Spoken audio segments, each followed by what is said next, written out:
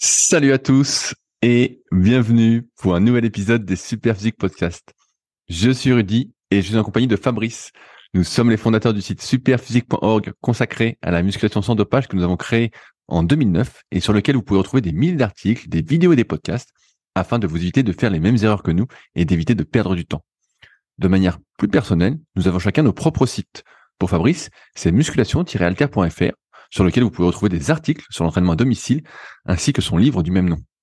Pour moi-même, c'est sur rudicoya.com sur lequel je propose du coaching à distance depuis 2006, de véritables suivis, mais également des formations en fonction de votre morpho-anatomie, des livres comme le guide de la prise de masse naturelle et le guide de la sèche naturelle que je vous envoie personnellement chaque semaine de manière dédicacée, ou encore la formation Superphysique sur méthodesp.rudicoya.com pour les plus passionnés d'entre vous.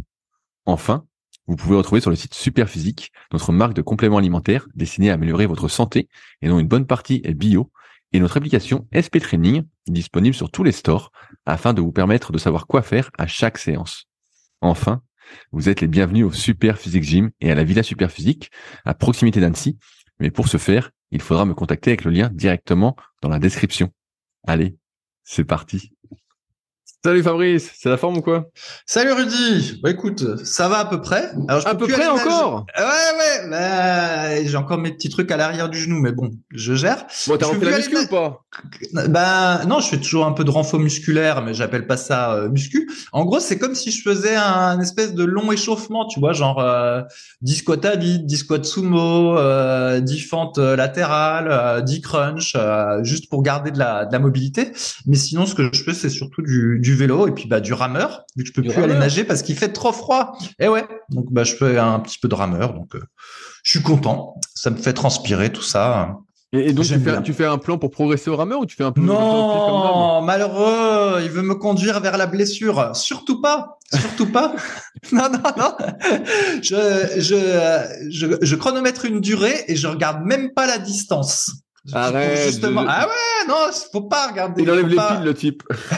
Faut pas regarder ça. Et d'ailleurs, j'ai quand même remarqué, parce que j'exagère un peu, j'ai quand même regardé un peu la distance des fois. J'ai remarqué que quand je bâclais le mouvement et que j'allais aussi vite que possible, bah, je vais plus vite que quand je fais un beau mouvement bien long, mais plus lent. Bah bien Et sûr. donc, voilà. Mais donc, je pense que c'est plus intéressant de faire un beau mouvement bien long et plus lent que de bâcler puis d'aller très vite. Donc, au final, tu vois, je pense qu'il vaut mieux ne pas regarder la distance Ah, puis c'est faire la la beauté durée. du geste qui compte, hein. Ouais, non, mais je pense que c'est mieux de faire un mouvement plus lent, tout ça. Celui que j'avais acheté au moment où j'avais mon syndrome fémoro-patellaire, si tu te souviens, donc c'était un vélo d'appartement de Decathlon, un truc assez basique que je pense qu'il y a plein d'auditeurs qui doivent l'avoir chez eux, ça doit être le prix moyen de gamme. Il y a différents programmes dessus. Alors, tu as le programme calorie 1, calorie 2, forme 1, forme 2, pulsation 1, pulsation 2, performance, voilà, il y a un performance. Et bref, j'ai testé les différents modes et c'est assez rigolo parce que ça correspond à ce qu'ils disent. Genre le programme pulsation, effectivement, j'ai vu le rythme cardiaque qui montait, alors que sur d'autres programmes, eh ben ça le fait pas. Et le programme performance, il m'a fait mal aux cuisses. Et alors c'est rigolo parce que ouais. Vas-y, continue. En fait, les programmes ressemblent un petit peu à des choses de muscu. Par exemple, le programme performance, c'est l'équivalent d'une alternance lourd-léger en muscu. C'est-à-dire que tu as faible résistance pendant 3 minutes, grosse résistance pendant 3 minutes, faible résistance, grosse résistance. Donc l'équivalent sur un vélo normal, ce serait petit braquet, très gros braquet, petit braquet, très gros braquet à chaque fois pendant 3 minutes. Et celui-là, il fait mal aux cuisses.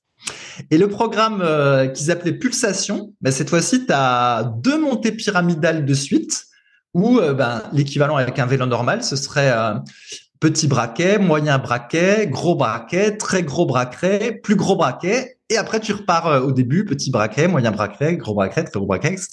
Et celui-là, il fait bien monter le cœur. Enfin, bref, et donc ils ont différents programmes comme ça. Et les noms sont plutôt bien choisis parce que ça correspond à mon ressenti. Et c'est vrai que je comprends que finalement, il y a des gens qui finissent par faire ça chez eux parce que c'est simple. En fait, tu t'installes sur ton vélo, hop, tu fais ça pendant 30 minutes, tu as transpiré un petit peu, tu as un peu mal aux cuisses, et puis hop, l'affaire est réglée. Tu as l'impression d'avoir fait ton cardio, tu as travaillé un petit peu. Et c'est simple, tu vois, t'as pas à t'échauffer, t'as pas à t'étirer, ni rien. Et donc je comprends que ça puisse Un plaire nouvel aux adepte gens. du rameur, quoi. Le type voulait pas en faire, il voulait le vendre, et maintenant il en fait tous les jours. Ah non, le rameur c'est pas tous les jours, c'est une fois tous les 2 jours. Mais là je parlais du vélo. Mais effectivement le rameur j'aime bien aussi, ça complète bien. Donc voilà. Et puis l'avantage c'est qu'on on peut faire à l'intérieur quand il fait pas beau. Donc me voici devenu marcheur fou sous la pluie, rameur et vélo d'appartement. Bon voilà. Alors, c'est vrai que c'est un peu moins glamour que la plongée, mais au moins j'ai pas de vertige après. Et d'ailleurs, c'est fini complètement ces vertiges? Ouais. C'est là c'est passé. Je peux me faire de l'ordi en scrollant et j'ai plus les nausées ni rien. Tout est passé. Donc je saurais jamais ce que j'ai eu, mais en tout cas ça y est, c'est définitivement parti. En fait. Pour ceux qui ont écouté les podcasts depuis longtemps, à un moment donné, au mois de, je sais plus, mars-avril, j'étais vraiment dans une très mauvaise passe, là. J'avais le syndrome fémoro-patellaire, donc j'avais mal devant les genoux, j'avais mal derrière les cuisses, j'avais mal au dos, enfin, c'était la merde, hein. Et moi, rester assis ou allongé toute la journée, je pouvais pas, quoi. Et là, il y a quand même beaucoup de choses qui se sont améliorées, quoi. Le dos, c'est bon. L'avant des genoux, c'est bon. Je peux marcher à crever sans avoir peur d'avoir des courbatures ou mal aux genoux, etc. Il y a juste ce truc à l'arrière quand je suis debout sans bouger. Mais bon, je me dis, puisque tout le reste a fini par passer, ça finira par passer. Mais en gros, voilà, je peux pas faire la vaisselle trop longtemps, sinon, les douleurs derrière les genoux, inexpliquées. Pas mal cette excuse de la vaisselle, hein. Putain, il est Ouais, malin le type, hein. Alors heureusement que je suis pas hôtesse de caisse au Leclerc ou au Lidl parce qu'il faut être debout et en fait au bout d'une minute je serais déjà en arrêt maladie moi. Le mec payé chez lui quoi, putain. Le mec quel guerrier. Mais par contre voilà, si je bouge, si je marche ou voilà ou le rameur ou le vélo etc. Zéro douleur. C'est vraiment le fait d'être debout sans rien faire, Mais donc, ça génère quelque chose derrière. Est-ce que tu as une derrière. carte handicapée pour gruger les fils dans les magasins ou pas? Mais non parce que là je marche donc en plus. Non, mais quand tu fais la queue à la caisse, tu marches plus. Ah ouais, je fais des petits mouvements. Et pour l'anecdote, il y a quelques semaines, j'étais allé en Dordogne et on a visité les grottes de Lascaux, donc une copie. Et au début, donc, t'avances petit à petit dans la visite. C'est une visite guidée. Et puis, des fois, il y a la guide qui nous arrêtait puis qui parlait, tu sais, pendant 5-10 minutes. Et en fait, j'étais obligé de bouger, de bouger dans tous les sens parce que je pouvais pas rester debout à rien faire, sinon ça me faisait trop mal derrière les genoux. Donc en fait, je gigotais sur place, tu vois, je faisais des talons-fesses, des machins comme ça. Mais bon, les gens avaient l'air concentrés sur les peintures, donc j'ai pas paru trop ridicule, mais un vrai sketch, quoi. Je sais pas quand ça va finir ce truc-là. C'est pour la vie, hein, c'est pour la vie, t'inquiète. Mais bon, tant que je peux marcher, je suis heureux, vu que j'aime bien marcher. Je peux tout faire, mais voilà, sauf rester debout longtemps. Anyway. Alors, au niveau des actus, Rudy, aujourd'hui, parce que la semaine dernière, j'en avais noté plein, et du coup, tu m'as privé de podcast parce que t'as des problèmes de connexion Internet, et maintenant, il faut que je me repense sur ma fiche de Philippe Risoli. Ah, allez, alors quel est le juste prix? Alors, le problème aussi, c'est qu'après toutes ces années, je vous avoue, des fois, je finis par en avoir marre de parler de l'obésité, des gens qui mangent mal et tout ça. Donc, je pense que ce sera peut-être un peu la dernière fois que je vais parler de ça. Mais oui, bien sûr. Parce que j'en ai ras-le-bol de ce truc. Bien sûr. Mais donc, je disais quelque chose qui disait que les traitements anti-obésité, donc aux États-Unis, ça fait un carton absolu. Alors, je sais pas si tu connais le principe. Donc, il y a deux boîtes pharmaceutiques qui proposent ça. Donc, il y a Novo Nordisk au Danemark, je crois, dont la capitalisation boursière est devenue tellement énorme, tant elle vend de produits anti-obésité que je sais pas si ça fait pas un quart du PIB du Danemark. Enfin bon, j'ai oublié les chiffres. Je vais dire n'importe quoi, mais c'est monstrueux. En fait, c'est monstrueux. Novo Nordisk, à quel point c'est devenu l'entreprise dominante dans ce pays-là, tellement ça cartonne. Et il y a une autre boîte aux USA qu'en fait. Et en gros, de ce que j'ai compris, c'est des médicaments qui sont dérivés de médicaments d'antidiabète. Apparemment, tu t'injectes ça dans le bide tous les jours et en gros, ça fait office de coupe-faim. Enfin, tu arrives à satiété très rapidement. Ça t'empêche juste de manger, ça brûle pas du gras, quoi. Non, c'est ça. De ce que j'ai compris, parce que j'ai écouté des podcasts là-dessus, vu que j'y connais pas plus que nos propres auditeurs, c'est que c'est un peu l'équivalent d'un anneau gastrique, mais sauf qu'un anneau gastrique, une fois que t'en as un, tu peux pas l'enlever, entre guillemets, sauf à te faire réopérer, si j'ai tout bien compris. Alors que là, en gros, si t'arrêtes de faire tes espèces de piqûres quotidiennes, à nouveau, t'as faim, puis tu manges Tu manges tu manges comme d'habitude, on va dire. Alors qu'avec le truc, tu as la satiété très rapidement. Et en fait, ce qui se passe, c'est que Walmart, donc l'équivalent de Auchan chez nous, Carrefour chez nous, a constaté effectivement une baisse des ventes dans ces rayons parce que les gens, ça marche tellement bien ces traitements, ils achètent moins parce qu'ils mangent moins en fait. Et il y a Nestlé qui s'inquiétait un peu parce que du coup les gens ils achetaient moins de ces produits. Comme Nestlé vend que de la merde, les gens achètent un peu moins de merde. Et donc ils ont trouvé un anti-drogue alors, exprès pour faire remanger les gens. Pas encore, mais alors je vais te lire un truc, c'est le PDG de Pepsi qui a dit ça au moment où il a présenté ses résultats trimestriels et puis qu'on lui a dit est-ce que vous êtes inquiet de la montée de ces traitements anti-obésité et du fait que les gens vont moins acheter les produits Pepsi, sachant que Pepsi c'est pas que les boissons, hein. En fait 50% c'est les chips Lay's et tout plein d'autres produits. Donc en gros plein de merde. En gros ils vendent que de la merde. Et le type de dire les repas deviennent de plus en plus des mini-repas et sont beaucoup plus déstructurés au cours de la journée, ce qui est un facteur important pour nos catégories, qu'il s'agisse de boissons ou de snacks. Et donc, si tu comprends la phrase, en fait, le PDG, il dit, c'est pas un problème, les médicaments anti-obésité, parce que, au final, les gens arrivent à satiété, certes, plus vite, mais au final, ils mangent encore plus mal qu'avant en multipliant les snacks et les boissons sucrées tout au long de la journée. Tu vois, c'est ce qu'il sous-entend. Bien sûr, j'ai compris. C'est ça. Et en fait, on vit quand même dans un monde de fous parce que tu vois, là, en gros, le PDG de Pepsi, ce qui te dit, je vends de la merde, c'est pas prêt de changer, j'ai aucune inquiétude que les gens arrêtent de manger de la merde, au contraire, et tout va bien dans le meilleur des mondes parce qu'ils continuent de manger de la merde qu'on vend. En gros, c'est ça qu'il dit. Et ça me fait penser à un moment donné, si tu te souviens, c'était le CIO de Netflix qui avait dit que le concurrent de Netflix, c'était le sommeil, tu vois, bien sûr. Et qui construisait des séries pour que les gens ils prennent sur leur sommeil pour regarder les séries. Et donc voilà, le CIO de Netflix, il te disait, moi je suis là pour vous niquer le sommeil, j'en ai rien à foutre si après vous êtes malade, en mauvaise santé, si vous n'arrivez pas à vous lever le matin pour bosser. Moi ce que je veux, c'est que vous regardiez à fond les séries Netflix. Voilà. Et puis, si tu te souviens, en son temps, il y avait un type chez TF1, je crois que c'était Patrick Lelay, qui en 2004, voilà, il avait dit une phrase qui est restée célèbre. Il avait dit « Ce que nous vendons à Coca-Cola, donc qui était un des annonceurs principaux de TF1 à cette époque, c'est du temps de cerveau disponible, du temps de cerveau humain disponible. » Et donc, il avait dit noir sur blanc, en fait, que TF1 proposait des programmes de merde avec l'idée que les gens soient extrêmement passifs au niveau du cerveau pour qu'ils soient mieux réceptifs à la publicité, que la publicité fonctionne et donc que les annonceurs remettent de la publicité dans TF1. En gros, c'était ça qu'il voulait dire. Et donc là, tu as 3 exemples. Tu as le CIO de Pepsi, celui de Netflix et puis celui de TF1 à l'époque.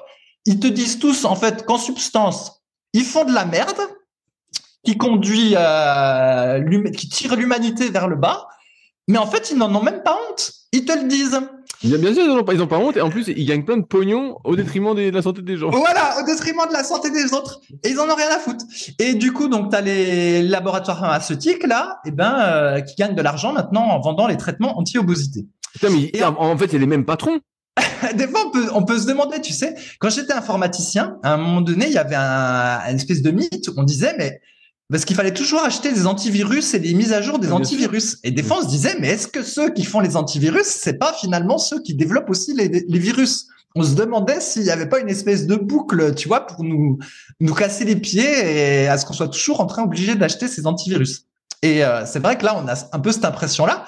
Pepsi, Nestlé, en fait, la télévision vend de la pub pour des produits de merde. Les gens achètent les produits de merde et ensuite on va à la pharmacie pour acheter des produits de merde contre les produits de merde. Enfin bon, c'est un truc de ouf.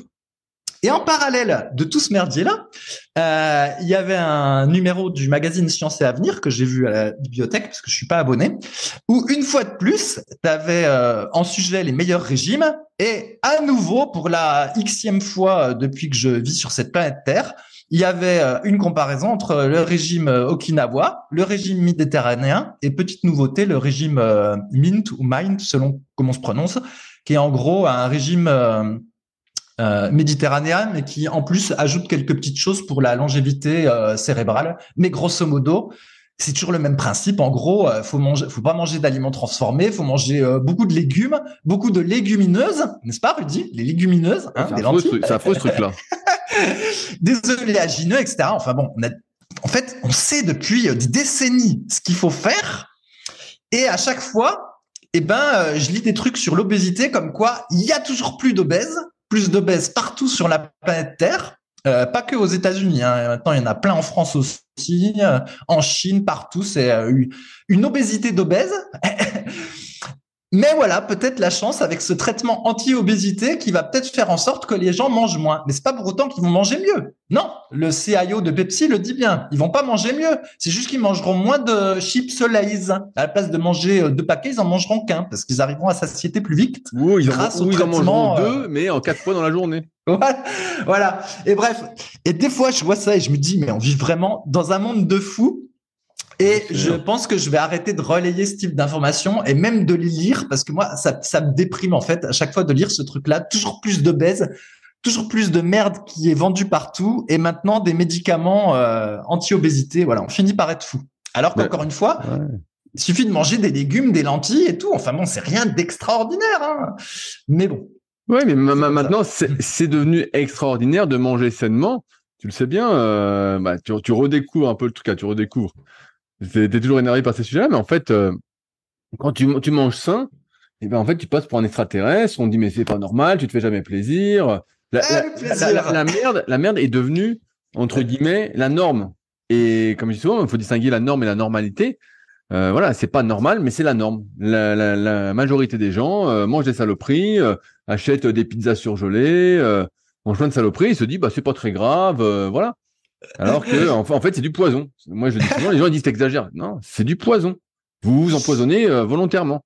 Mais comme tout le monde fait ça, dit oh t'inquiète, c'est pas grave, parce qu'on voit pas encore une fois les conséquences de nos actes. Donc, comme tu vois pas les conséquences de tes actes directement, ça met des années à arriver, et qu'il y a aussi une part de chance dans les différentes maladies qu'on va développer avec l'âge. En fait, c'est la promotion de la merde parce que l'être humain voit souvent sur le court terme, quoi. Donc, de toute façon, c'est pas compliqué, hein. On en avait parlé, je crois, dans des podcasts, mais on voit bien comment ça évolue. Il y a de plus en plus de personnes qui sont en surpoids, qui sont obèses. On voit beaucoup de sportifs qui sont vraiment à fond, qui s'entraînent à fond, tout ça, et il y a plus vraiment d'entre-deux, comme c'était le cas, il y a encore 20 ans. Des gens qui font un petit peu, mais qui mangent aussi un peu sainement. Voilà. Maintenant, c'est soit tu fais à fond, soit tu fais pas. Il y a plus l'entre-deux. Et on voit que la part de ceux qui ne font pas augmente drastiquement comparé à ceux qui font. Donc voilà, hein. C'est pas compliqué. Eh oui. Alors, autre sujet, parce qu'on va pas toujours parler des obèses, de l'obésité obèse. Et l'autre sujet, c'est j'ai vu l'interdiction des médicaments qui contenaient de la pseudoéphédrine. Donc la plupart du temps, c'était des médicaments plutôt qui étaient vendus dans la classe parapharmacie. Je vais peut-être dire tout plein, je vais tout mélanger. Donc en gros, c'était des médicaments qu'on vendait sans ordonnance plutôt. Voilà, c'est comme ça que les trucs pour le rhume et tout ça. Et donc, apparemment, dans certains cas, la pseudoéphédrine pouvait avoir des effets secondaires méchants, même si ça semblait rarissime, si j'ai bien lu ce que j'ai lu. Mais donc, du coup, les médicaments en France avec de la pseudoéphédrine seraient interdits. Et en fait, j'ai tiqué sur cette actualité-là parce qu'il y a longtemps, il y a plus de 2 décennies, je crois, il me semble qu'on trouvait de la pseudoéphédrine dans des compléments alimentaires dits brûleurs de graisse. Est-ce que tu te souviens de ça? Ouais, non, on trouvait directement de l'éphédrine, hein. C'était le stack, entre guillemets, c'est qu'on disait, qui était utilisé sur les forums comme Body Info et autres forums où il y avait pas mal de personnes dopées qui racontaient ce qu'elles faisaient. Et donc, tu avais des stacks, c'était ECA, c'était éphédrine, caféine, aspirine. Les mecs prenaient ça. Et en fait, l'éphédrine, ça s'apparentait un peu à de l'adrénaline synthétique. Et donc, les gars prenaient ça et c'était hyper efficace et ça a été interdit parce que il y a, comme d'habitude, quelques personnes qui ont eu des effets secondaires et certains qui en ont abusé, qui ont même fait des crises cardiaques et donc ça a été interdit. Ensuite, ça a été remplacé par la synéphrine, qui est l'extrait d'orange amer de mémoire. Et ça a tenu pendant peut-être 15 ans, la synéphrine. Mais c'était moins efficace, mais ça marche aussi un peu. Et puis ça a été interdit parce que pareil, il y avait des excès et voilà.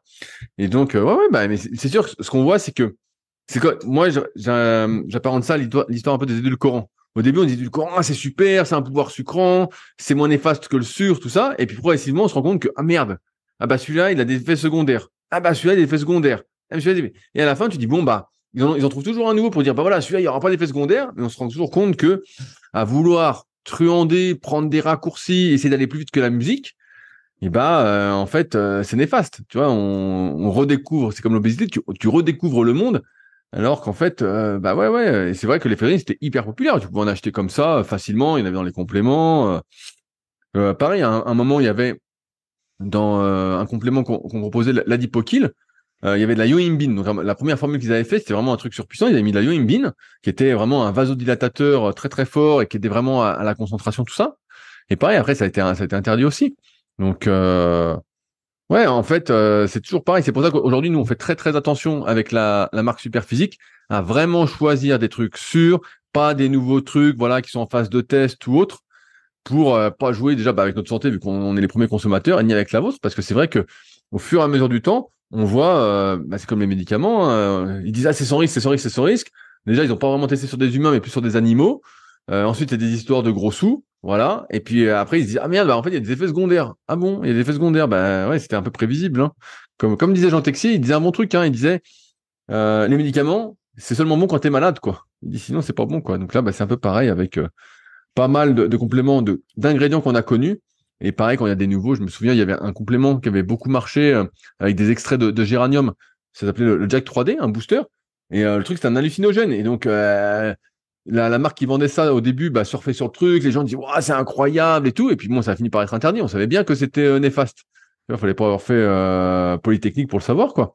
Et ça a été interdit. Et bon, ça, pour ça, faut vraiment être prudent avec tout ça parce que déjà que, comme tu l'as dit, bah, la plupart des gens mangent n'importe quoi et trouvent ça normal de manger n'importe quoi. Si en plus tu rajoutes des ingrédients, des compléments qui sont vraiment de la dynamite, quoi, bon bah c'est sûr que tu es en train de t'empoisonner à vitesse x10, quoi. Ah.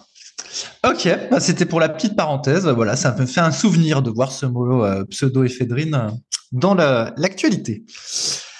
Alors sinon, en me renseignant sur le rameur, Rudy, et même en écoutant un de tes vieux podcasts où tu avais interviewé quelqu'un dont j'ai oublié le nom, qui était champion de France du 500 Vincent, mètres. avec Vincent, Voilà, champion de France du 500 mètres. Et il a parlé à un moment donné dans son podcast, enfin dans le podcast avec toi donc, du SkyErg de Concept 2. Alors je suis allé voir ce que c'est. Et donc, c'est une espèce de machine, en gros. En gros, c'est comme un rameur au sens où vous pouvez l'acheter et puis le mettre chez vous. Et puis, ça vous permet de vous entraîner sur place. Et c'est quelque chose qui simule un peu le mouvement d'un skieur de fond. En gros, vous avez deux câbles un petit peu en hauteur.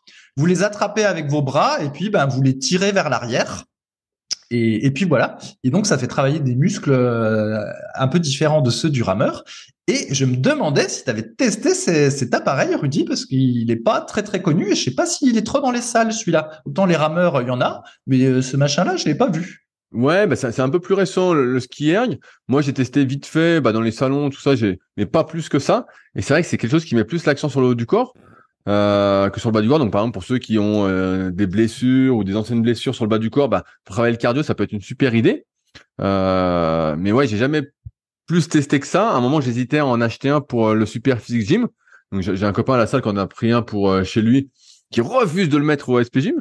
Mais ouais, je vois exactement ce que c'est. Mais pour l'instant, vu que moi, je fais déjà beaucoup de kayak et puis j'ai des ergots kayak, voilà, j'ai pas l'utilité d'en acheter. Mais c'est une bonne alternative, un bon complément. Si tu fais du rameur, bah voilà, un coup tu fais du ski erg, un coup tu fais du rameur, un coup tu fais du vélo. Tu vois, ça fait une alternance de mouvement et sans doute dans une optique de longévité, ça peut être intéressant. En plus, comme on sait que beaucoup des effets au niveau cardio peuvent se passer au niveau local avec tout ce qui est mitochondrie, capillaire, développement des fibres lentes en simplifiant, bah ça peut être une bonne idée d'avoir un ski erg, surtout que je crois que ça doit être le prix d'un rameur, ça doit être 1000 balles. Donc c'est un investissement, mais si vous avez une salle ou voilà, souvent dans les salles de CrossFit, il y en a par exemple. Si tu vas dans une box de CrossFit, bah c'est sûr qu'il y en a. Après dans les salles plus commerciales, bah souvent ils ont déjà pas de la marque Concept 2, ils ont d'autres marques parce qu'ils achètent souvent des packs de machines. Mais et là dans ce cas-là, ils ont pas parce que je connais pas d'autres marques que Concept 2 qui fait une machine qui s'apparente au ski erg. Donc, mais peut-être qu'il y en a, mais à ma connaissance, j'en vois pas. Ok. Alors, autre sujet, sinon Rudy, eh ben, donc j'ai un copain un coup qui est venu chez moi et qui me dit ouais, faut que tu t'achètes une Battle Rope. Oh, Donc, une battle rope. Mais qu'est-ce que c'est qu'une battle rope? et donc donc c'est les fameuses cordes qui ondulent. Où donc en gros c'est des cordes qui sont assez lourdes, assez longues. On les attache à un point fixe et puis après on attrape les deux bouts et on bouge les bras avec ces cordes-là. Et en fait moi la première fois que j'avais testé ce truc-là c'était dans un stage avec Christophe Cario, je sais pas peut-être en 2010. 2011. 2011, voilà. Mais pour moi, bon, ce truc-là, c'était un petit peu un gadget. Et puis, à part dans les résumés de MMA de l'UFC, je pensais que ça en était resté à ce truc-là, éventuellement un petit peu en CrossFit. Et mais donc, quelle ne fut pas ma surprise, voilà, que quelqu'un comme ça m'en parle. Et après, je vais sur le Decathlon, parce qu'il me dit, il y en a sur Decathlon. Et je vois des battle ropes sur Decathlon. Et c'est là que je me suis dit, mais Dieu bon sang, comme entre guillemets, la musculation et tous les accessoires de renforcement musculaire se sont démocratisés à un point que je n'imaginais même pas. Et pour qu'on en trouve maintenant, même à Decathlon, quoi, des battle Est-ce que ropes. tu en as acheté une? Non, j'ai pas acheté une. Moi, j'ai toujours la mon mienne. jardin. J'ai toujours la mienne que j'avais achetée à Christophe. Ben, j'en suis pas servi beaucoup. Je m'en étais servi un petit peu quand je faisais la préparation physique du foot américain. Pareil, 2011, 2012, quelque chose comme ça. Et depuis, elle est dans mon garage. Elle trône dans mon garage. Alors, c'est vrai que bon, bah, c'est plein d'outils comme ça qui sont intéressants.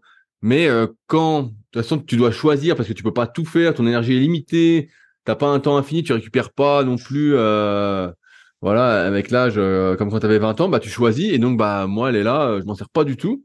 Pareil, à un moment, j'avais acheté un sled aussi. Tu sais, au foot américain, c'était hyper populaire. Les mecs, ils Tout à mettaient fait. un sled derrière eux, ils couraient avec, tout ça. Tu dis putain, mais c'est super. Donc maintenant, t'as des sleds vraiment hyper évolués. Je pense à un de mes potes à la salle, Cédric, qui a ça.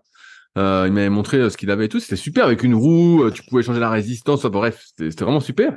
Mais en fait, à un moment, tu es obligé de choisir ce que tu vas faire. Tu peux pas tout faire. Donc, et à vouloir tout faire, bah tu fais rien. Donc ouais, bah, il y a plein de trucs. Ils sont des Decathlon font vraiment beaucoup de choses. Et d'ailleurs, ils ont sorti une application récemment. Bah, toi, tu regardes pas trop les trucs de cardio, mais une application qui s'appelle Decathlon Pacer, donc Pacer, qui est une application un peu de programmation de course à pied. Et franchement, c'est gratuit et c'est vraiment bien ce qu'ils ont fait. Pour la plupart des gens qui sont débutants, semi-débutants, voilà. J'ai fait des simulations pour voir à quoi ça ressemblait. Et franchement, c'est très propre. Donc on voit que Decathlon, bah de toute façon, on rigolait l'air fois dans le podcast et puis après hors antenne, mais c'est vrai que maintenant ils font tellement de trucs que c'est difficile et pour la concurrence de s'imposer dès que Decathlon fait un truc. Hein. Tu te dis bon bah finalement ils le font en moins cher, en aussi bien, voire mieux des fois. Donc Ouais, bah, c'est un très bon exemple parce que pendant longtemps, on vendait des élastiques sur la boutique Superphysique et on n'en trouvait pas trop ailleurs. Et maintenant, on en trouve partout ailleurs. Et du coup, bah, forcément, nous, les élastiques qu'on vend, bah, on en vend de moins en moins. Et bah, ouais. Mais pareil, c'est comme les balles de massage. À un moment, c'était hyper difficile de trouver des balles de massage. oui, ou les rouleaux de massage à picot. Je me souviens, le vrai rouleau de massage à picot, il y en avait pas. On en avait importé un depuis le Pakistan, je crois, pour mettre sur la boutique. Mais maintenant, voilà, t'en trouves partout, quoi. Ah ouais, maintenant tu vas à Decathlon et bon après je sais pas dans quelle ville vous êtes mais moi le Decathlon à côté d'Annecy c'est un énorme Decathlon, il y a absolument tout ce qu'on veut. Franchement on sait plus donner de la tête hein. Vous allez dans n'importe quel rayon, vous dites putain le choix qu'il y a, vous avez même plus... il y a trop de choix quoi. C'est vraiment donc Et bon. alors, j'ai même trouvé, alors ce coup-là, je sais plus si c'était sur Decathlon ou si c'était sur Amazon, là, comme j'ai fait deux recherches, ce qu'on appelle des clubs indiens. Alors qu'est-ce que c'est des clubs indiens? Qu'est-ce que c'est Alors, Fabrice? C'est pour jouer au golf? d'ailleurs, je suis même pas sûr que ça s'appelle vraiment club indien, mais bon. Le terme anglais, c'est Indian Clubbed. En gros, c'est un peu comme une batte de baseball, on va dire, mais avec le bout un petit peu lesté. C'est une masse belle. Ouais, bah, peut-être que ça s'appelle comme ça aussi. Mais en gros, normalement, si tu veux, je sais pas quoi, mais on va dire les athlètes indiens qui faisaient de la lutte, eux, ils utilisaient ça pour renforcer pour renforcer leur articulation et apprendre à faire des mouvements dynamiques ou fluides, enfin peu importe. Je maîtrise pas bien pourquoi ils avaient ça, mais c'est vraiment quelque chose de hyper exotique. tu vois.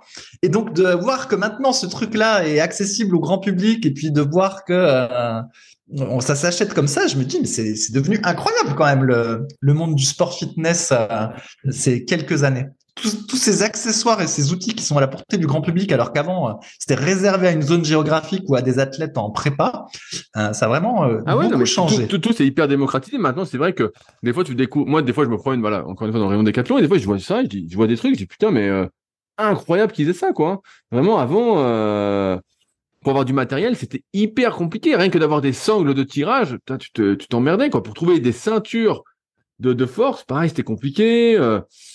Tout était compliqué. Et maintenant, tout Oui, eh ben, tout s'est démocratisé, quoi. encore un bon exemple, les sangles de tirage, parce qu'on en vendait, je crois, depuis 2012. Et puis évidemment, au fil du temps, plus personne les achète chez nous, vu que tu dois pouvoir en trouver sur Amazon ou à Decathlon. Mais avant, effectivement, c'était très difficile d'en trouver. Et donc, c'est pour ça qu'on en avait rentré dans la boutique. Bref. Et donc, du coup, bah voilà, Rudy, pas trop d'avis sur la battle rope, vu qu'il l'a pas trop utilisé. Donc, tu peux pas nous dire si on a des gros biceps en faisant de la battle rope. Bah, non, ça faisait congestionner, mais bon, que comme d'habitude, certains vont prendre des biceps en faisant de la battle rope, évidemment. Mais la vérité, c'est que rien n'est plus efficace que de faire un curl à la bonne amplitude, le bon curl pour vous, en série moyenne, et de progresser dessus, et puis de laisser le temps faire. Voilà, c'est ça la vérité. Mais à chaque fois, on essaye de se rassurer quant à sa pratique. Est-ce que si je fais ça, est-ce que c'est plus plaisant, ça me plaît mieux que de faire ça? Bah, peut-être que tu prendras un peu, mais tu n'auras jamais des super biceps en faisant ça, quoi. À moins que tu aies un coup de chance. Alors moi, dans mon souvenir, quand j'en avais fait à l'époque du stage de Christophe Cardio, je me souviens que ça avait beaucoup congestionné le devant de l'épaule et que ça me brûlait le devant de l'épaule. Ah bah voilà, bah Mais super, bref, t'as tout gagné, quoi. j'ai tout gagné. Ok, eh ben écoute, je propose de passer aux questions du public. Question du public. Alors, j'ai sélectionné encore une fois pas mal de questions. Je rappelle qu'on prend des questions qui sont posées sur les forums Superphysique, donc superphysique.org puis forum, qui sont les plus vieux forums du web. On vient d'une époque, nous, entre guillemets, où c'était vraiment les forums qui étaient populaires. Il n'y avait pas les réseaux sociaux, tout ça. Et donc, il y a pas mal de questions, et donc j'en ai sélectionné quelques-unes qu'on va essayer de traiter. Alors, Fabrice, est-ce que tu as une bonne connexion pour que je t'envoie un lien? Oui, sauf Allez. si c'est une vidéo, je sais pas, mais Non, c'est pas une si c'est une vidéo. photo d'une jolie fille, oui. Oui. Je t'envoie une photo de ta femme. Voilà. Alors, j'ai envoyé un lien à Fabrice et donc je vais lire le truc. Donc, c'est une question de aventure musclée. Donc, salut à tous. Je souhaiterais avoir quelques conseils pour prendre des bras. J'ai beaucoup de mal à prendre des bras et je les trouve vraiment fins. J'ai lu les articles sur le site Programme Super Biceps et Super Triceps, mais je n'ai jamais réussi à dépasser les 40 cm de tour de bras malgré mes années de pratique. Je dois tourner autour de 38,5 cm actuellement. Je ne sais pas si c'est un problème d'entraînement de morphoanatomie ou s'il faut être patient pour et peut-être manger davantage. J'ai l'impression d'avoir seulement le vaste externe de triceps qui évolue correctement. Pour les biceps, j'ai l'impression que c'est les avant-bras qui font le travail. Donc il nous met son programme, un programme assez classique. Pour les biceps, il fait curl au pupitre, curl incliné, curl marteau en travers. Et pour les triceps, il fait seulement 2 exercices. Triceps avec haltère au front et triceps extension haltère, donc ce sont des extensions nuque. Et il nous met des photos. Et donc, quand on voit ces photos, donc tu as pu voir les photos, Fabrice? Ouais, bah il est pas mal du tout en fait, ce jeune homme. Et effectivement, on voit qu'il a un bon vaste externe du triceps. C'est vrai que c'est un point fort, mais sinon ses biceps ils sont bien aussi en fait. Donc Non, donc voilà, donc aventure musclée. Il met ses photos et donc moi je lui ai demandé, voilà, il fait 38,5 cm de tour de bras, il fait pas 40 et donc je lui ai demandé combien il mesure, combien il pèse pour savoir. Donc il fait 1m75 pour 73 kilos et donc il se dit ouais, je fais pas 40 de bras, j'ai des petits bras ça et donc on voit les photos. Le topic s'appelle sur le forum difficulté à prendre des bras. Et donc Fabrice, toi, qu'est-ce que tu en penses? Est-ce que en fait son programme va pas, sa morphoanatomie va pas? Qu'est-ce qu'il doit faire pour prendre plus de bras? Et si il doit prendre plus de bras, c'est quoi cette histoire? ouais, bah non, moi j'ai envie de dire que il faut qu'il soit patient parce que là on voit pas de disproportion. En tout cas, il a pas des bras qui sont anormalement petits par rapport au reste. Je trouve même plutôt pas mal moi par rapport au reste du corps. Ouais, on voit qu'il a plus de bras que Ouais. de cage thoracique, par exemple. Ouais.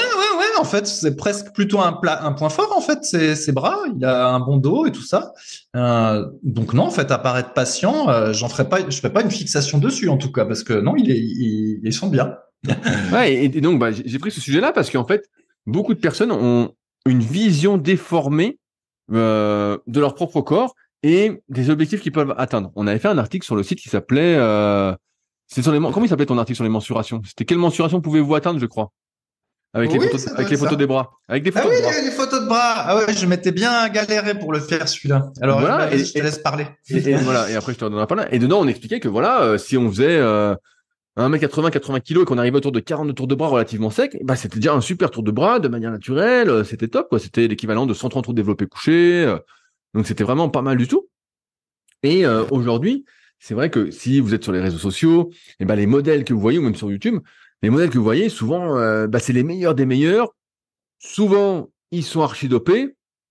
Donc en fait, c'est des modèles qui sont complètement irréalistes. Mais quand on est naturel et qu'on est relativement sec, donc là, si vous allez voir ces photos d'aventure musclée, vous verrez qu'on voit bien ses abdos, il est relativement sec, tout ça. Mais en fait, c'est un super tour de bras. Pour 73 kilos, de faire 38,5 de tour de bras, c'est surtout pour 1m75, c'est des sacrés bras. C'est pas des petits bras.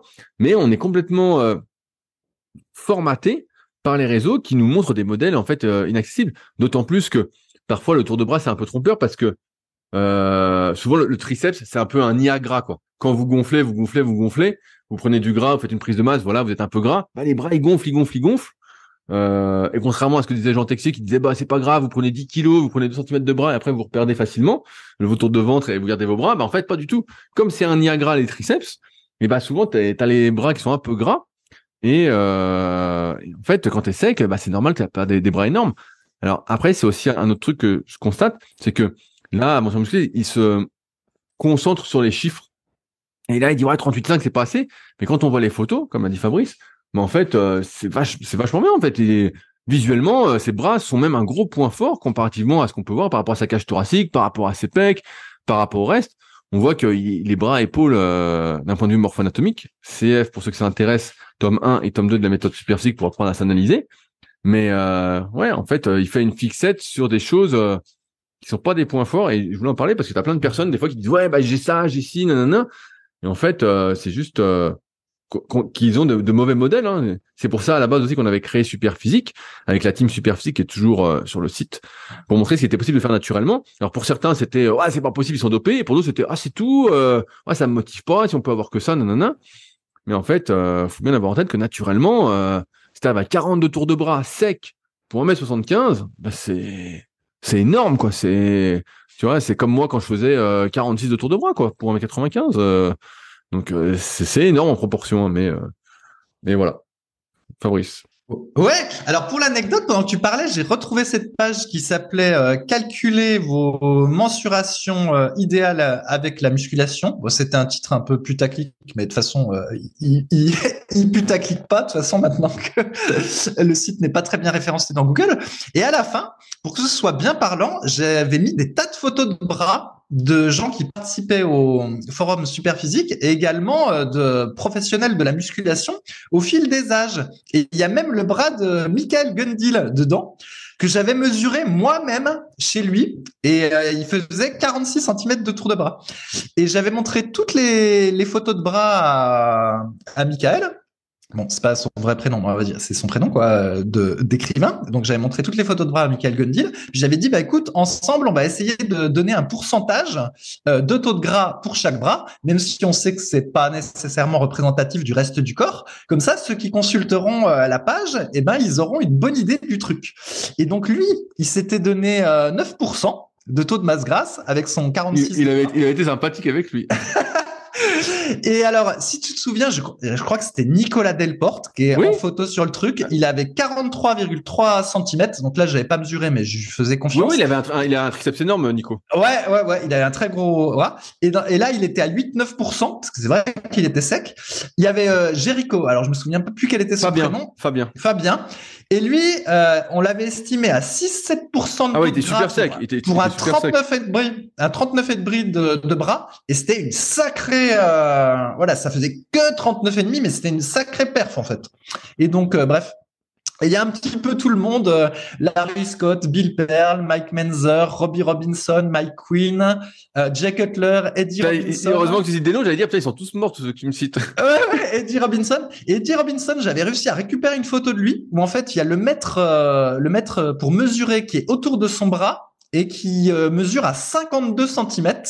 Et Michael Gundil l'avait estimé à 6-7% de matière grasse. Et il y a Mike Matarazzo aussi et Lee Priest. Et Mike Matarazzo et Lee Priest avaient été estimés par Michael, donc à l'œil, en regardant la photo, à 4 à 5% de taux de matière grasse. Et en fait, je m'étais vraiment donné beaucoup de mal pour faire cette page parce que à l'époque, enfin pas à l'époque, avant, on disait que Arnold Schwarzenegger, il avait eu 58 cm de tour de bras ou quelque chose comme ça. Et il y a beaucoup d'exagération. Et ce que j'aimais bien, c'est qu'on voit le bras de Eddie Robinson, donc avec ce mètre de couture qui indique les 52 centimètres. Et franchement, son bras est énorme, vraiment énorme. Et là, tu te dis, ah oui, si ça fait 52 centimètres, 58, ça, c'est pas possible, c'est monstrueux. Mais cela dit, comme après, il y a eu Ronnie Coleman, qui, quand tu le mets en photo en comparaison d'Arnold Schwarzenegger, il a l'air 30% plus balèze. Il est bien possible que Ronnie Coleman, lui, il ait atteint les 58 centimètres, mais pour de vrai. Par contre, Arnold Schwarzenegger, j'y crois vraiment pas du tout. Ah non, mais ouais. Ouais, c'est pour ça que encore une fois, la muscu, je conclue là-dessus avant de changer de question. C'est quand même quand on parle d'esthétisme, c'est une histoire visuelle. Voilà, là, on donne des chiffres tout ça, mais c'est une histoire visuelle. C'est est-ce que voilà, je trouve que j'ai les bras assez gros, est-ce que j'ai assez de pecs aussi. C'est pas une histoire de mesure. Donc là, quand on voit les photos d'aventure musclée, en fait, ouais, les bras sont super quoi. Et son programme, alors voilà, il est un peu léger pour les triceps. Voilà, en même temps, c'est un point fort, donc peut-être que s'il mettait un peu plus l'accent dessus, il pourrait prendre un peu plus. Son programme pour les bras est très complet. Alors, sans le voir pour de vrai, regarder, voilà, s'il a un valgus, voir vraiment la longueur de son biceps en vrai, tout ça. C'est difficile de donner des conseils plus personnalisés, mais c'est déjà bien ce qu'il fait, quoi. Il a déjà un super niveau, quoi. Donc, moi, je m'inquiéterais pas plus que ça, comme tu l'as dit, de la suite. Après, est-ce qu'il atteindra 40 centimètres un jour? C'est pas dit. Voilà, ça, c'est pas dit, mais en même temps, c'est déjà voilà un très bon niveau pour me répéter. Ok. Donc, voilà, Fabrice. Alors, quelle question je prends? J'en ai pris plein. Allez, une deuxième. Une question de Capybara énervé. On va l'appeler Capi, ce sera plus simple. Bonjour, cela fait un petit bout de temps que je pratique la musculation, mais je commence à vraiment stagner, notamment en termes de performance, avec en prime une bonne fatigue nerveuse. Je me suis toujours entraîné en notant mes répétitions, mais en choisissant mes charges aléatoirement, généralement pour faire du 6 à 10 répétitions et en augmentant au feeling. Cela fait un mois que je suis resté bloqué à 4 x 8 à 37,5 kg au développé couché avec haltère. C'est ce qui m'a amené à revoir la façon dont je m'entraîne, notamment à approfondir la notion de cycle de progression. Or, lorsque je diminue de 20% mes charges, je me suis rendu compte que j'ai autant de difficultés à m'entraîner avec ma charge habituelle qu'avec 20% de moins. Je vais par exemple 4 x 8 à 37 kg au développé couché, mais j'arrive péniblement à faire 4 x 12 à 27,5 kg. À vrai dire, les 2 dernières séries, je faisais moins de 12 répétitions. Et c'est le cas pour tous les exercices et depuis toujours. Donc pas dû à ma récente fatigue nerveuse. Je suis incapable de faire plus de 15 répétitions, même avec des poids très faibles. Qu'en pensez-vous? Est-ce un manque d'endurance musculaire? Si oui, dois-je travailler dessus? Sinon, serait-ce une barrière mentale? Faudrait-il que je recommence directement à des charges plus lourdes en faisant un cycle avec moins de répétitions? 6 à 10 par exemple. Merci. Qu'en penses-tu, Fabrice? Ouais, je vois tout à fait ce qu'il veut dire. Déjà, moi aussi, j'ai déjà remarqué ça, hein, le sentiment qu'il décrit, je l'ai déjà eu, puis peut-être Rudy aussi l'a eu. Alors déjà, ce que j'ai constaté, c'est que ça dépendait des exercices. Il y a des exercices, par exemple, si tu les pratiques toujours, je sais pas, entre 6 et 10 répétitions, et ben après, quand tu tentes de faire 15 reps, même en mettant une charge beaucoup plus légère, et ben c'est difficile parce que je sais pas moi, t'as tous tes muscles qui te brûlent à partir de 10 répétitions, j'exagère un peu, et puis tout d'un coup, t'as plus de jus ou t'es trop congestionné et c'est comme si t'étais asphyxié. Et effectivement, on comprend pas parce qu'on imagine qu'il y a une espèce de linéarité, voilà, où on se dit, bah voilà, si on arrive à faire 10 à 80, si je mets 60, je devrais pouvoir en faire au moins 20. Et en fait, pas nécessairement. Ça dépend des exercices, mais en tout cas, effectivement, cette relation, des fois, elle marche pas. Et des fois, c'est dans l'autre sens. Alors, au développé couché, moi, c'était dans l'autre sens. En fait, j'étais plutôt bon en série longue. Mais dès que j'augmentais un tout petit peu les poids, et ben mon nombre de reps s'écroulait. En fait, la relation était plutôt dans l'autre sens. Donc déjà voilà, j'ai remarqué que ça dépend des exercices. Parce qu'il y a d'autres exercices par contre qui se prêtaient mieux à cette linéarité, par exemple. Et alors, qu'est-ce qui me vient en tête peut-être la presse à cuisse, mais je suis même pas tout à fait sûr de moi. Mais bon, en tout cas, voilà, j'ai remarqué que ça pouvait être spécifique aux gens et aux exercices, ce phénomène. Et en fait, ce qu'on retient, c'est qu'effectivement, quand on travaille toujours dans la même plage de répétition, et ben finalement, on n'est bon que sur cette plage de répétition. Et donc, il dit qu'il est passé au cycle de progression. Donc, c'est bien, c'est ce qu'on recommande. Mais ça ne veut pas nécessairement dire qu'on change la plage de répétition, en fait, quand on fait un cycle de progression. On joue beaucoup plutôt sur la charge utilisée et pendant un certain temps, on va être en sous-régime pour se reposer, réapprendre à être explosif et tout ça. Et donc là, si il baisse la charge et puis il augmente les reps, c'est pas nécessairement un cycle de répétition comme on l'entend. Enfin, ça peut être une stratégie, mais c'est pas nécessairement la stratégie qu'on recommande. Moi, pour les exercices de développer, je pense qu'il faut pas trop changer son rep range. Si le rep range qui lui plaît bien, c'est 6-10 qui reste sur 6-10. Mais par contre, pendant un certain temps, il peut simplement baisser la charge et puis après, il réaugmente, tout simplement. Mais il est peut-être pas nécessaire, en fait, qu'il s'amuse à aller vers du 12 reps ou même du 15 reps. C'est à lui de voir. Qu'est-ce que t'en dis, Rudy? Ouais, je vais compléter sur des choses auxquelles peut-être on pense pas. Souvent, la taille des haltères est très dépendante du poids des haltères. Je prends un exemple. Si vous êtes dans une salle, si vous avez des haltères de 37,5 kg, il y a de fortes probabilités qu'elles soient beaucoup plus grosses que celles de 27,5 et que donc l'amplitude ne soit pas du tout la même. Donc, nous, par exemple, au SP Gym, ça fait ça. Si vous prenez des haltères de 28 ou des haltères de 38, ils font pas la même taille. Forcément, les disques sont plus larges. Donc, il y a moins d'amplitude. Et donc, forcément, c'est pas équivalent de faire une série de 8 à 37,5 à une série de, je dis une connerie, de 12 à 30. Parce que à 12 à 30, j'ai beaucoup plus d'amplitude. Et donc, le mouvement est pas tout à fait le même. Il y a un deuxième point auquel a pas répondu Capybara, à quel je vais poser, c'est quel est le temps de récup qu'il prend. Parce que, contrairement aux idées reçues qui veut que quand on fait des séries longues, on prend moins de temps de récup parce que c'est plus léger, tout ça. Nous, ce qu'on a remarqué, c'est que c'est exactement l'inverse. Plus on va forcer, plus on va faire des séries longues, plus ça va empiéter, on va dire globalement, sur notre force, sur nos réserves énergétiques, on va congestionner plus, on va accumuler plus de lactate, et plus il faut de temps de récupération entre les séries pour justement être capable de répéter l'effort. Donc, je donne un exemple. S'il y a 4 x 8 à 37,5 kg, il prenait 2 minutes de récup, et qui fait 4 x 12, même s'il relance, entre guillemets, ce qu'il faisait, comme il n'est déjà pas habitué par rapport à ce qu'a dit Fabrice à faire des séries plus longues et qu'il est habitué, il va congestionner, on pourrait se dire que faut peut-être qu'il commence avec 2 minutes 30 ou 3 minutes de récupération pour se faire à ça. Enfin, tu l'as dit, on n'est pas trop adepte des séries longues sur l'exercice de développer, notamment si on se trouve dans le même cas de figure que nous, c'est-à-dire qu'on a des longs bras par rapport à sa cage thoracique, parce que, en fait, on a remarqué que il y avait parfois un trop plein d'amplitude. Vraiment, ça avait trop d'amplitude et que donc, il n'y avait pas de corrélation entre ce qu'on faisait en série courte et en série longue, du moins pas autant qu'on l'espérait. Alors que sur l'exercice pour lesquels on les fait, il y a beaucoup plus. Et que donc, c'est pour ça que souvent sur l'exercice développé, on va conseiller plutôt des fourchettes de répétition entre 6 et 10, et parfois 6 à 12, mais c'est rare. Et qu'on va surtout se concentrer sur l'exercice polyarticulaire, sur l'augmentation du poids. Alors là, j'imagine qu'il est en salle, il parle de 37,5, de 27,5, donc j'imagine qu'il n'y a pas des haltères de 28,5, de 29,5. Dans ce cas-là, nous, ce qu'on conseille, c'est d'acheter des lestes qu'on met normalement aux chevilles, qu'on met sur les poignets, afin de pouvoir monter d'1 kilo en 1 kilo par bras. Donc on aurait pu imaginer que on démarrait à 4 x 12 à 27, il reparte à 4 x 8 à 30, puis après 4 x 8 à 31, 4 x 8 à 32, il aurait pu monter comme ça aurait pu être une idée.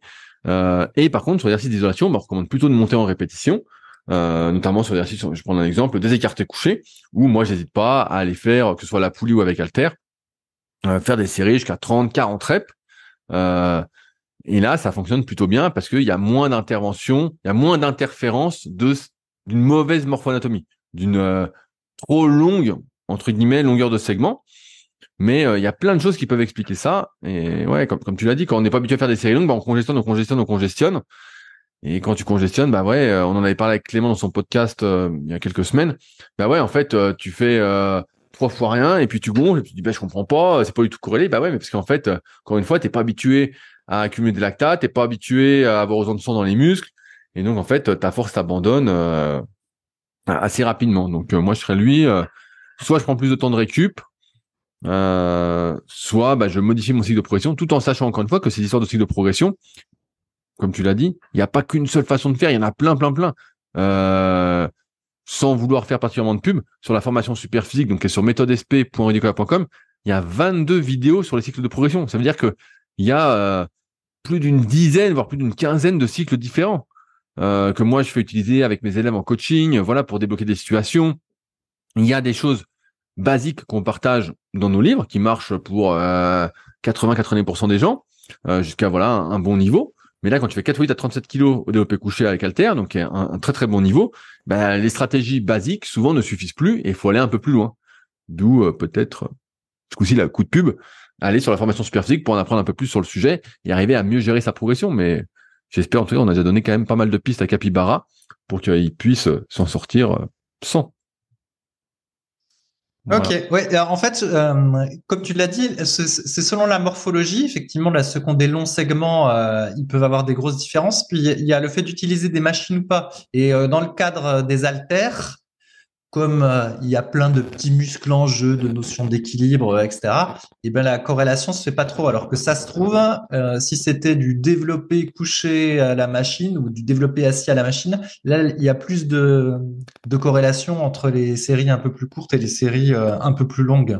N'est-ce pas, Rudy? Oui, non, mais c'est vrai. C'est vrai que. C'est vrai. Tout à fait. Tout à fait. J'étais en train de lire la question suivante, Fabrice. C'est une question pour toi. Ah. C'est une question spéciale abdominaux. Alors, toi qui étais le pro des abdominaux, c'est une question de Airblade qui nous dit « J'ai une question sur les variations de forme à l'entraînement des abdominaux. Je les entraîne 2 fois par semaine depuis 6 mois, vs 1 fois par semaine avant. Ma progression est régulière, je rajoute une répétition par série et par semaine. Ça donne cette semaine, le mercredi matin, 3 fois 60 crunch am mat. Les 60 se décomposent en 17 plus 43, les 17 premiers avec les bras tendus derrière la tête, et j'augmente d'une rep les bras tendus, et je reste à 60 reps en tout sur une série, et 3 fois 43 au relevé de bassin. Le samedi matin, les mêmes 2 premiers exercices, mais avec 4 séries, et je rajoute 3 séries de gainage oblique sur Swiss Ball avec un poids, et 3 séries de gainage droit sur Swiss Ball avec un poids. En général, je n'ai pas besoin de rest pause la première série, et 2 rest pause à la série 3 ou 4. Les jours sans, donc les jours où il ne sent pas bien, je souffre sur la fin d'une série, rien de surmontable. Par contre, il m'arrive, heureusement pas souvent, comme aujourd'hui, d'avoir des séances où je n'arrive même pas à boucler une série de crunch sans plusieurs, 4 voire 5 rest pause dès la première série. Et encore, c'est suffisamment douloureux pour gâcher ma séance. Je n'ai pas fait de coupure la veille, j'ai fait les bras, donc rien de méchant. Connaissez-vous aussi ce phénomène ou suis-je le seul dans ce cas? Fabrice. Donc, à mon avis, il congestionne comme un fou et puis voilà, il se dit merde. Ouais, après déjà, ce qu'il décrit comme phénomène, je veux bien croire que ce soit possible parce qu'au final, ce qu'il fait comme la manière dont il entraîne ses abdominaux, c'est un espèce de truc en, je sais pas, endurance, résistance ou quelque chose comme ça. Donc, il les fait 2 fois par semaine. Il a l'air de les faire un peu intensément. Donc, en effet, il doit y avoir une variabilité en fonction de comment il se sent, son mental, s'il a bien récupéré de la séance d'avant et tout ça, parce que ça a l'air quand même difficile, quoi. Et je vais rajouter un truc que j'ai pas dit. Il a 59 ans. Ouais, oui. Donc voilà. Donc il se dépouille. Mais la question c'est pourquoi faire et à quelle fin en fait? Ah, il veut nous le décourager. Ah, ça, il est venu le décourager. Là, non. En fait, si jamais l'idée c'est de perdre le gras qu'il y a sur les abdominaux, il y a assez peu de probabilité d'y arriver en faisant comme ça. On en a déjà parlé, même si il est possible d'avoir une espèce de fonte adipeuse locale, ou alors d'empêcher que le gras se dépose localement sur une zone qui est fréquemment travaillée. Dans ce cas-là, il faut quand même faire beaucoup de répétitions et très très souvent. Et puis, si par contre, on veut essayer de, entre guillemets, faire grossir ses abdominaux qui sont un petit peu plus visibles, il n'y a pas vraiment de raison de faire une stratégie différente que pour les autres groupes musculaires. Et donc, en gros, comme c'est un mouvement d'isolation, faire une vingtaine de répétitions, en fait, ça suffirait, quoi. Faire, je sais pas moi, 3 fois 20 à la mat, éventuellement en mettant un petit haltère ou un petit poids sur son bassin. Et puis d'augmenter gentiment le poids de l'haltère au fil du temps, voire même à un moment donné d'arrêter en fait, parce que ça n'a pas grand intérêt non plus de devenir le plus fort possible aux exercices pour les abdominaux. Et je pense qu'en fait là il en fait trop et pour probablement rien, sinon s'amuser mentalement quoi, à tester ses limites. Mais sinon je vois pas tellement l'intérêt. Moi, ce que j'ai remarqué, c'est que pour avoir des abdominaux tout durs, il suffit de faire du gainage, en fait, c'est-à-dire de la contraction isométrique. Ça a tendance à vous donner des abdominaux tout durs. Pour avoir des abdominaux, le ventre plat, il faut plutôt rentrer le ventre chaque fois qu'on fait des exercices, voilà, pour s'entraîner à travailler le muscle transverse. Et on peut même travailler le transverse tout seul en faisant le vacuum ou simplement à la fin d'une séance d'entraînement, vous vous allongez par terre en fléchissant les jambes et puis vous vous amusez à expirer le plus profondément possible en rentrant le ventre le plus possible. Voilà, ça travaille le transverse. Et ça a tendance à favoriser le ventre plat. Et puis, sinon, pour développer, pour faire grossir, entre guillemets, ses abdominaux ou essayer de les voir un peu plus, faut faire ce que j'ai dit, voilà, des séries de 15-20. Et puis, il faut bouffer des légumes. Voilà, puis il faut manger des légumes. Mais en fait, ce qu'il fait, pour moi, c'est un test mental. Mais ça sert à rien, en fait. Donc, voilà. Après, le démotivateur. Après, la variabilité, je pense qu'elle est due qu'effectivement, des fois, il est fatigué, des fois, il n'a pas le mental, et puis que, voilà, c'est difficile ce qu'il fait. En gros, c'est comme si, je sais pas moi, quelqu'un faisait 2 fois par semaine des élévations latérales en crevé. Oui, forcément, la deuxième fois, des fois, t'es pas en forme. Il suffit que tu aies fait un truc en plus ou en moins la veille, et puis ça te brûle plus tôt, puis t'es fatigué, quoi. Mais donc voilà, je pense que ça sert à rien en fait ce qu'il fait.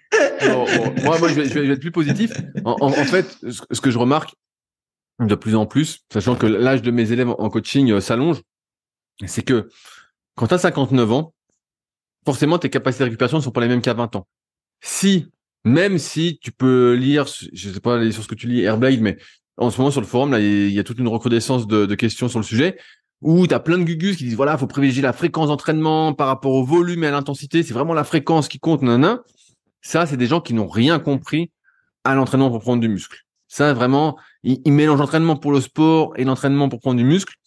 Et donc, ça n'a rien à voir. Et donc, je renvoie souvent à mon article fréquence vs volume en musculation, où j'ai vraiment tout résumé. C'est un gros article pour ceux qui s'intéressent.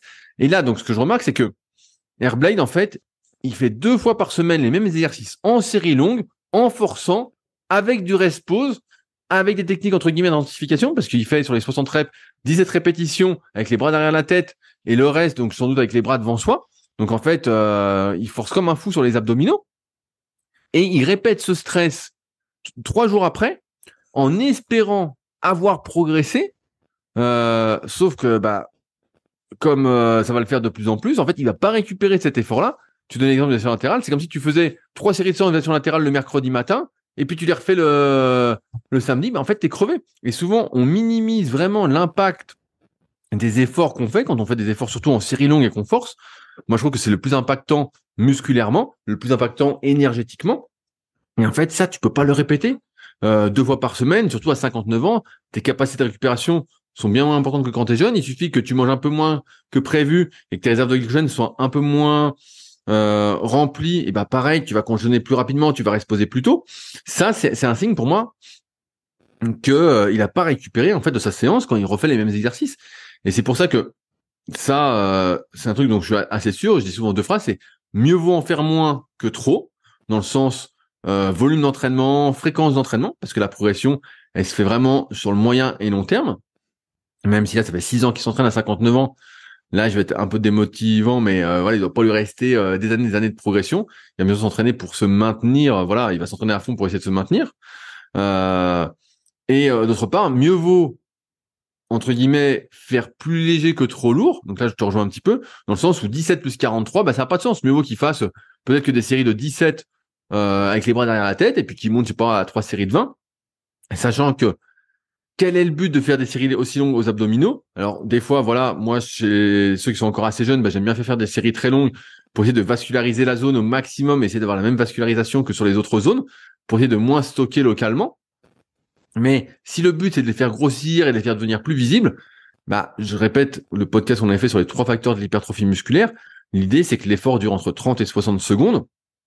Donc, si tu fais 30, 40, 50 reps maximum, ça ferait 1 rep par seconde, c'est un peu rapide, hein, un peu trop rapide. Allez, tu fais 40 reps, voilà, t'arrives un peu au bout du truc et après faut lester si tu veux continuer à progresser, à les faire grossir, tout en sachant encore une fois que quand tu fais ça, là, une séance d'abdos comme il fait, vraiment, ça lui prend une bonne demi-heure. Hein. Donc, est-ce que tu as intérêt à faire une demi-heure d'abdos le samedi matin, ou à consacrer une demi-heure à faire autre chose, comme peut-être des étirements, des mobilisations. Donc après, avant son objectif, mais c'est vrai que faire des séries aussi longues plusieurs fois par semaine, pour moi, ça n'a pas trop de sens dans une optique de prendre des abdominaux. C'est plus un entraînement mental quand tu l'as dit, mais après, moi, j'aime bien ces histoires d'entraînement mental. Je trouve que c'est toujours très gratifiant et que ça rend fier de soi-même, même si toi, Fabrice, tu n'as plus besoin de ça maintenant que tu es devenu un vrai sage, quoi. Moi, je suis un être apaisé. Mais en plus, pour les abdominaux, il y a deux teams. Il y a la team, je fais une pause en haut des abdominaux, puis il y a la team, je bâcle le mouvement, puis je fais plein de reps à la mort pour que ça me brûle. Moi, je suis plus la team, je fais une petite pause en haut des abdominaux. Et dans ce cas-là, t'en fais pas 60 ou je sais pas combien à la mat. Donc, je sais pas quel team t'étais, mais en son temps, les culturistes professionnels, alors bon là, c'est pas forcément des modèles pour les abdominaux, mais des types comme Dorian Yates et tout ça, ils faisaient genre 2 séries de 20 reps quoi, pour les abdos. Et il disait, alors est-ce qu'il mentait ou pas? En fait, il disait qu'il marquait la pause en haut, c'est-à-dire t'expires en faisant ton mouvement. Tu tiens la pause une petite seconde. Il disait qu'il faisait ça pour les mollets aussi, en haut du mouvement. Et puis après, voilà, tu répètes le mouvement. Et c'est vrai que quand tu fais cette petite contraction isométrique en haut du mouvement, et puis qu'en même temps, t'expires un peu pour essayer de rentrer un petit peu le ventre et tout ça, et que tu tues un peu l'élan, et que tu évites de trop rebondir au sol quand tu fais la rep suivante, c'est quand même beaucoup, beaucoup, beaucoup plus difficile. Alors, est-ce que ça donne plus de résultats au niveau de la visibilité des abdos et tout ça? Ouais, je pense que les deux écoles se valent. Mais moi, c'est plus l'école, je fais une petite pause en haut du mouvement et puis je me limite à 20 reps, en fait. Et alors, t'es quelle école, toi, Rudy? Parce qu'il y avait aussi Kevin Levron, lui, qui faisait 100 reps à la, à la poulie haute dans Bah, sa vidéo. ça dépend des exos. Moi, quand ça mobilise la colonne, donc de manière dynamique, donc voilà, sur des crunchs ou des enroulements de bassin, tout ça, j'aime bien aller assez lentement et garder la contraction. Après, ouais, si je fais, je sais pas, des relevés de genoux, mais qui sont plus pour les fléchisseurs de hanches, là, je vais pas hésiter à bombarder un peu plus pour le côté explosif. Mais ouais, dès que ça mobilise la colonne, j'ai tendance à être un peu plus lent et à bien contracter. Sachant que moi, mon but, de toute façon, ça n'a jamais été de faire grossir mes abdominaux au maximum, mais plus, comme je disais, bah, d'avoir une bonne vascularisation, de les travailler pour éviter que le gras se stocke, surtout à cet endroit-là, dès que tu fais un excès. Donc, ouais, j'ai plutôt tendance à marquer la pause. Par contre, voilà, sur l'exercice de gainage, des fois, je peux être un peu plus explosif parce que la colonne ne bouge pas et que je suis bien gainé. Mais voilà. Comment tu peux être explosif sur un exercice de Bah, gainage, par exemple, si tu fais de la gainage roulette, dynamique? ouais, voilà, si tu fais Ah du voilà, gainage de la dynamique, si tu roulette. fais de la Ah, ok. roulette, si tu fais du Ok. dragon fly, si tu fais de la marche du fermier, tu peux la faire en courant, tu vois. Tu peux faire des trucs comme ça. Ouais, je vois. Je vois. Donc, team pose en haut pour les abdos, Rudy. Bah, pour une fois qu'on fait partie de la même team, Ouais, c'est peut-être pour ça que tu avais des abdos alors. peut-être. Je pense que mes abdos, en fait, ils n'avaient strictement rien à voir avec les abdos. C'était juste la diète. Mais on va dire que peut-être que ça avait un peu à Mais voir. bien sûr que ça a joué. Oh là Ah, je là. sais pas, tu sais Il, que il veut, il veut, il veut décourager les gens, le type. Jean-Claude Van Damme, il a toujours dit qu'il avait jamais travaillé les Mais abdos. c'est un Donc, on sait pas si... menteur. Ouais, C'est un voilà, c'est ça le menteur. problème. On sait jamais si Non, les mais types disent attends, la c'est vérité. comme le mec qui dit, ouais, j'ai des gros bras, mais j'ai jamais travaillé. Oui, bah, il y a une personne sur 1 million qui a ça, et puis en fait, les autres, ils les font à crever, quoi. Voilà. Voilà, la vérité. Faut jamais prendre exemple sur les exceptions, et c'est pour ça qu'on avait fait Super Physique aussi, pour montrer la vérité, pour la plupart des gens. Pas les Eh ouais. exceptions. Bon, allez, on arrive donc au bout de cet épisode. On espère, comme d'habitude, que vous avez passé un bon moment en notre compagnie. Si vous avez des questions ou vous souhaitez réagir par rapport à ce qu'on a dit, n'hésitez pas à le faire dans la partie commentaires. Pendant que je te tiens, Fabrice, je tiens à dire que malheureusement, je vais devoir réactiver, alors je ne sais pas si tu auras des vidéos sur YouTube, mais la pub, parce qu'en fait, maintenant, ils mettent des pubs, même quand tu désactives la pub. Donc, en fait, t'es baisé. En fait, t'es baisé. Alors, je sais pas si rien, mais moi, maintenant, je regarde pas mal de vidéos YouTube pour mon Patreon. Et en fait, même quand tu mets désactivé, ils te foutent des pubs. En fait, et donc, au lieu que tu gagnes un peu tout sur ces pubs-là, bah, tu les gagnes pas. C'est directement pour eux. Donc, je vais réactiver le truc. Donc, il y aura pas plus de pubs que d'habitude, je pense. Ouais, bah attends, je vais expliquer aux gens parce que les gens comprennent pas. Donc en fait, ce qui se passe, c'est que Rudy, sur son YouTube, il met le podcast là, il le met sur plein de plateformes, et y compris sur son YouTube. Et un coup, je répondais à des commentaires qui avaient été postés sur YouTube, ou en tout cas, je lisais ce qui avait été dit. Et du coup, la vidéo s'est lancée. Et puis, au bout d'un certain temps, en fait, je vois une publicité pour un concurrent de notre marque de compléments alimentaires. Et là, ni une ni deux, je envoie un message à Rudy, je l'engueule. Je dis, mais c'est une honte. Tu as activé les pubs sur notre podcast. Tu monétises ma voix alors que j'ai rien demandé. Et en plus, tu fais la pub de notre concurrent. Vire-moi ça directement. Et du coup, il a enlevé les pubs, au moins pour les podcasts auxquels je participe. Non, mais surtout les podcasts, j'avais enlevé la pub. Et en fait, là, depuis une semaine, en fait, ils ont une semaine ou deux. En fait, je sais pas si tu avais un bloqueur de pub. Moi, j'avais un bloqueur de pub. Et en fait, il a sauté. Et en fait, ils mettent des pubs même quand tu monétises pas. Et donc, en fait, t'es baisé, quoi. En fait, voilà, t'es baisé. Donc, je vais recliquer là-dessus. Vous me direz si ça change quelque chose pour ceux qui écoutent sur YouTube. Mais en fait, moi, j'ai plein de pubs partout, même. En fait, là, c'est vraiment. Et d'ailleurs, et je finis là-dessus. Je sais pas si, toi, tu y es pas là-dessus sur Instagram et compagnie. Mais ils ont lancé un abonnement sur Facebook et Instagram à 12 € par mois pour que tu n'aies plus aucune pub. En fait, si tu payes 12 balles, t'as plus de pub. Donc, tu dois payer pour ne pas avoir de pub maintenant. Et pareil sur Netflix. Oui, je sais. Mais non, mais en fait, il y a plusieurs stratégies. Bon, je te fais le truc en 2 minutes. Allez, fais-nous le truc. Ceux que ça n'intéresse pas, ils peuvent couper dès maintenant. En fait, il y a plusieurs stratégies business. Il y a Netflix qui avait pas de pub à la base, qui faisait payer, et du coup, ils se sont dit, ça se trouve, il y a peut-être des gens qui ont pas assez de sous pour payer, je sais pas combien ça coûte, 15 $ pour Netflix. C'est pas vrai. Laisse-moi finir. Ils accepteront peut-être de payer 10 $ et on leur met de la pub en plus, puis comme ça, on monétise comme ça. Mais Facebook, eux, c'est l'autre stratégie. Eux, ils étaient en tout gratuit et en fait, c'était vous, voilà, la phrase habituelle, si c'est gratuit, c'est que c'est vous le produit. En fait, ils vendaient votre temps de cerveau disponible Facebook aux annonceurs. Mais sauf que la législation devient de plus en plus contraignante au niveau des données personnelles. Et puis par ailleurs, je crois que c'est l'iPhone où il y a certaines applis qui empêchent de plus en plus de récupérer des données personnelles. Et en gros, petit à petit, leur modèle va être un peu merdique parce que ils auront moins de personnalisation possible au niveau des pubs qu'ils vendent aux annonceurs. Et donc, du coup, c'est là qu'ils ont cette nouvelle stratégie en disant on va faire payer les gens pour pas qu'ils aient de pub. Mais en réalité, c'est parce que la pub qu'ils vont nous envoyer dans le futur, elle vaudra moins cher parce qu'elle sera moins personnalisée à cause de la législation. Donc, voilà. C'est un changement de stratégie, mais qui est plutôt imposé par la législation et les applis qui font que les cookies et tout ça, c'est devenu galère pour eux. Donc voilà. Mais quand je roule sur Netflix, en fait, avant, c'était pas cher et il n'y avait pas de pub. Et maintenant, même si tu payes 10 balles, t'as de la pub, donc c'est devenu cher. Et tu veux pas de pub, c'est 20 balles, Fabrice. Voilà. Mais de toute façon, c'est tout un tas de merde, ça. Ils veulent vous tuer, les gens. Ils veulent vous rendre gros et bêtes. Je suis abonné à rien de tout ça, donc heureusement, mais quand je vois tout ça, je dis putain, mais c'est un truc de fou. Donc bref, je vais recliquer sur monétiser, mais ça devrait rien changer, puisque maintenant, de toute façon, on est pris pour des moujons. Ouais, dans ce cas, vous pouvez écouter le podcast sur d'autres plateformes. Sur les plateformes, il n'y a pas de pub normalement. Soundtrack. C'est ça, c'est Soundtrack, non, c'est SoundCloud. SoundCloud, voilà. Podcast sur Apple, Spotify, Deezer. Il y a toutes les applications de podcast. Je pense que c'est le mieux. Et là, il n'y a pas de pub. Là, il n'y a pas de pub. Voilà, normalement, il n'y a pas de pub. Donc, voilà. Allez, sur ce, on se retrouve la semaine prochaine pour un nouvel épisode dans la bonne humeur. Salut à tous. Salut. Si vous êtes encore là, c'est que vous avez sans doute passé un bon moment. Si vous avez des questions sur les sujets que nous avons abordés aujourd'hui ou que vous souhaitez nous en poser, ne vous priez pas, c'est avec plaisir dans la partie commentaires sur SoundCloud ou sur YouTube. Si vous avez des questions qui n'ont rien à voir avec les sujets abordés, par contre, cela se passe sur les forums Superphysique, qui sont les derniers forums de musculation du web et qui est également les premiers sur www.superphysique.org. Enfin, merci d'avance pour votre soutien, notamment à ceux qui laisseront des commentaires sur les applications de podcast, que ce soit Spotify ou Apple, avec évidemment la note de 5 étoiles sur 5. Je compte également sur vos partages sur les réseaux sociaux que je repartagerai avec plaisir. Sur ce, bon entraînement et à la semaine prochaine.